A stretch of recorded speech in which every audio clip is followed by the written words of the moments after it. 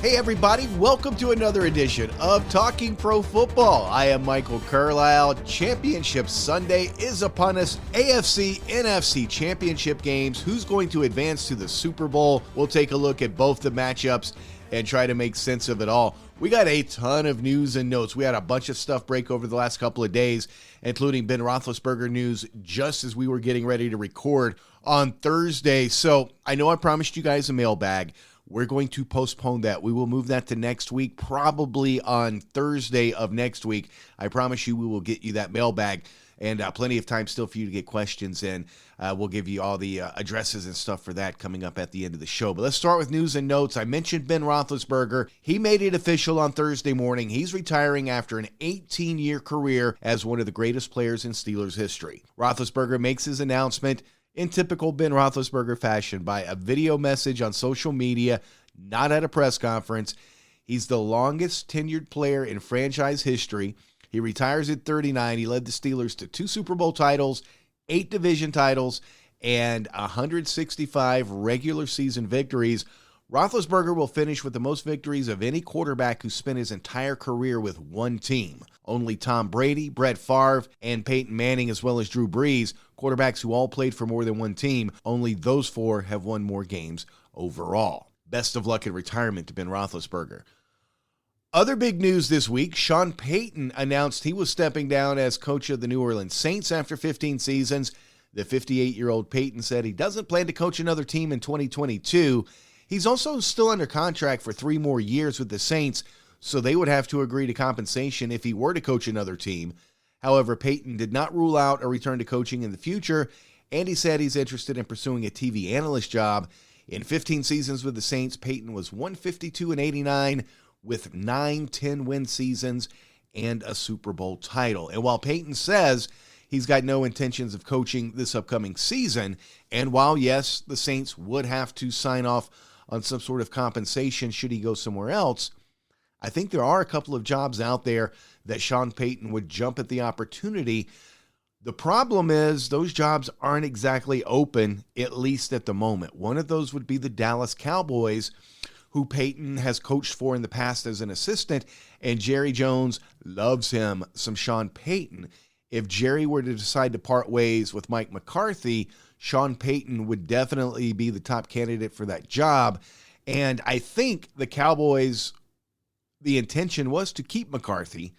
However, if through some backdoor channels, Jerry determines that, yes, Sean Payton would take the job if it were open, you might see something there. The other job that I think would really stick out to Sean Payton were it to become available is the Arizona Cardinals. And yes, Cliff Kingsbury is still their head coach. If I'm Arizona, I'm not parting ways with Kingsbury. However, they have tailed off at the end of each of the last 2 seasons. They've ended in disappointment. There's a lot of talk about frustration with the coaching staff and maybe where that organization is headed in the future. Case in point, the coaching staff is still yet to receive their playoff bonuses. So maybe there's a little more going on there. And if you're wondering, well, why the hell would he want to go to Arizona? Well, first of all, you got Kyler Murray. You'll have DeAndre Hopkins back healthy next year. You've got some things you got to figure out with the run game and all that. But Sean Payton did pretty okay in New Orleans with an undersized quarterback. And Kyler Murray, while a little bit different skill set than Drew Brees, he probably scrambles better. He does scramble better than Drew Brees. Maybe his arm isn't quite as strong as Brees, although Brees never had a strong arm either. In a lot of ways, there's similarities between Brees and Murray stylistically, but I could see that job being very intriguing as well. Also, don't sleep on the New York Giants, where Payton was on the staff at one point in time, but I would expect Sean Payton to be true to his word and probably sit out at least this season unless a can't turn down type opportunity were to pop up. Speaking of the Saints, they're now the 9th NFL team with head coaching vacancy, although that's already back down to 8. More on that in a second. Defensive coordinator Dennis Allen and offensive coordinator Pete Carmichael Jr. are 2 candidates for possible promotion for the Saints job. They just posted their 5th consecutive winning season. They aren't necessarily looking for an overhaul in New Orleans, But the Saints are $74 million over the cap for 2022. That's $34 million more than the next closest team. So while they may not be looking at an overhaul, there's going to be some changes in New Orleans, and your quarterback situation still isn't all that stable. Is it Jameis Winston? Is it Trevor Siemian? Is it someone else? You got a lot of questions in New Orleans. When you look at where that franchise is right now, in a lot of ways, it's not surprising that Sean Payton decided to step down. Mentioned that the number of coaching vacancies back down to 8 already. That's because the Denver Broncos announced on Thursday that they are hiring Green Bay Packers offensive coordinator Nathaniel Hackett to be their head coach. This will be Hackett's first stint as a head coach. He becomes Denver's fourth different coach since the start of the 2016 season. He, of course, replaces Vic Fangio, who was fired earlier this month after going 7-10 this past season. That was the Broncos' fifth consecutive losing season. Broncos is an interesting situation. You actually have a lot of talent there. That defense is really good. You've got weapons on the offense. I still don't like that quarterback situation. That's also a very tough division that they're in. Look, the Chiefs, they're the AFC Championship game again. The Raiders were in the playoffs. The Chargers could have been in the playoffs. You got some interesting things going on there in the AFC West, so it is going to be tough. But despite the recent streak of losing and 5 straight losing seasons, things may not be as bad in Denver as it may appear from the outside looking in. While we're talking coaches here and front office stuff, the Giants, they've hired a new GM. They bring in Bills assistant GM Joe Schoen as their new general manager. At his press conference, Schoen and Giants co-owner John Mara reiterated Daniel Jones will be the team's starting quarterback. Also this week, the Giants have interviewed Bills offensive coordinator Brian Daboll, his second interview actually with the team for their head coaching job. They've also talked with former Dolphins head coach Brian Flores, Bills defensive coordinator Leslie Frazier as well. Dan Quinn, the Cowboys defensive coordinators, met with the Giants also. Houston Texans, they're looking for a coach. They've talked with Brian Flores. They've also talked with Chargers offensive coordinator Joe Lombardi, Florida Atlantic wide receivers coach Hines Ward, former quarterback Josh McCown, as well as Rams offensive coordinator Kevin O'Connell for their head coaching job. McCown believed to be the favorite there. And the Miami Dolphins, they've requested meetings with Bills offensive coordinator Brian Daboll, also 49ers offensive coordinator Mike Campbell, Cowboys defensive coordinator Dan Quinn, Cardinals defensive coordinator Vance Joseph, as well as Cowboys OC Kellen Moore for their head coaching job. A couple of other notes before we take a look at this weekend's games. Patrick Mahomes now 8-2 in his playoff career. And as great of a mark as that is, that doesn't even tell the whole story either. 8-2 in his playoff career, both those 2 losses came against Tom Brady. That's right.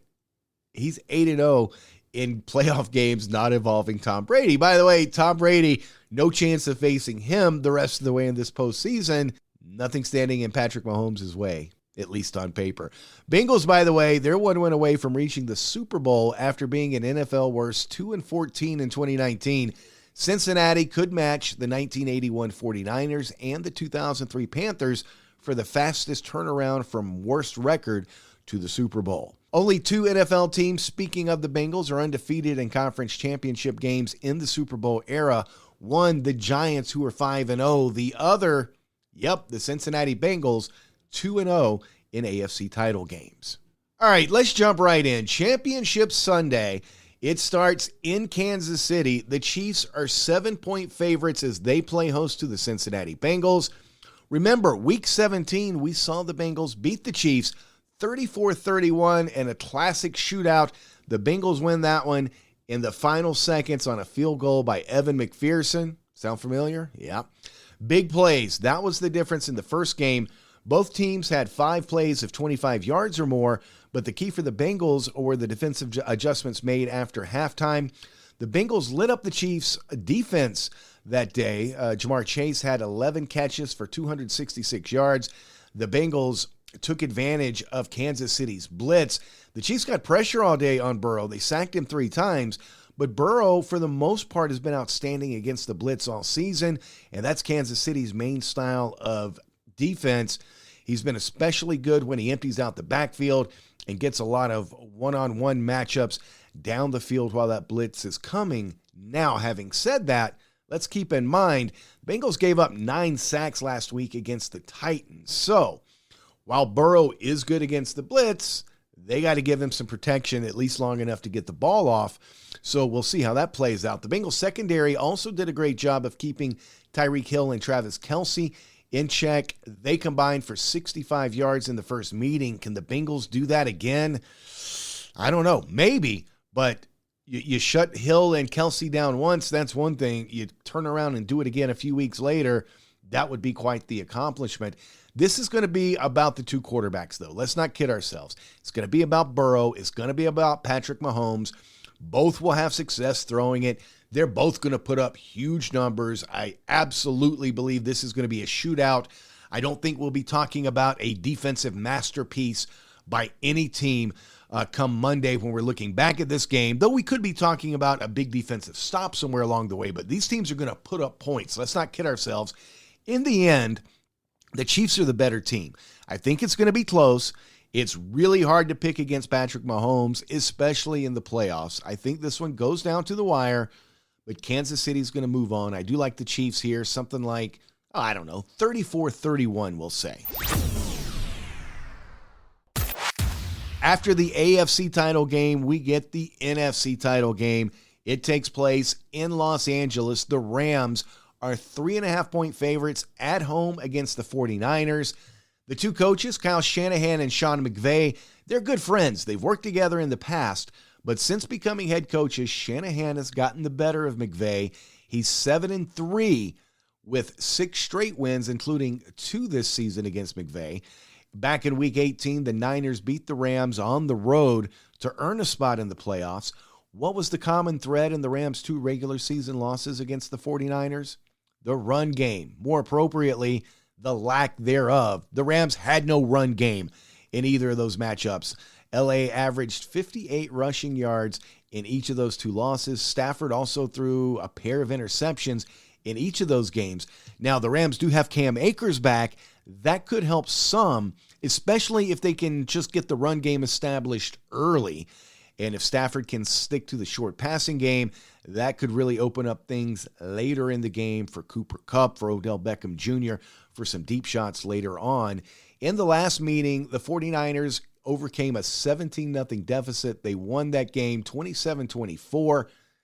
The Niners' defensive line dominated the Rams' offensive line in that game. In the 2 games against the Rams, the Niners have 7 sacks, 21 pressures, and they've done it without doing a lot of blitzing either. San Francisco has found the right offensive combination around Jimmy Garoppolo, who completed 75% of his passes in the 2 regular season matchups against the Rams. Rams, though, they've got more stars. Niners, though, they're the more physical team. The last time a team won 3 games, including a conference title game on the road against the same team in the same season, you got to go all the way back to 1999. The Jacksonville Jaguars, believe it or not, were the star-studded team that year, but it was the Tennessee Titans who were the more physical team. Titans won the championship. They get to the Super Bowl that year by winning the AFC on the Jaguars field. I think history is going to repeat itself on Sunday. I still don't really trust Matthew Stafford. And look, to his credit, he's done everything he can through 2 playoff games to silence his critics, right? He's gone out, he got his first playoff win, then he picks up playoff win number 2 this past week. So Stafford's doing everything he can to try to change his narrative. I just need to see a little more. I think the Niners, with that defense, with that physical play, they find a way to hold off the Rams, something like 27-21, and advance to the Super Bowl. Enjoy the games this weekend. They should be a whole lot of fun. As a matter of fact, if they're half as good as the divisional round games were, then we're going to be talking about how awesome this past weekend was on Monday. That's when our next episode will drop. We will look back at those 2 conference championship games. We will start the build to the Super Bowl. Plus, the latest news, notes, more, coaching hires. You know the drill. And yes, we will get you a mailbag next week as well. If you want to be a part of the mailbag, if you just want to give us some feedback, hit us up on Twitter at TalkingProFB. You can get me at RealMikeCarlyle. Email us, talkingprofootball@gmail.com. We are out of time. We will be back again.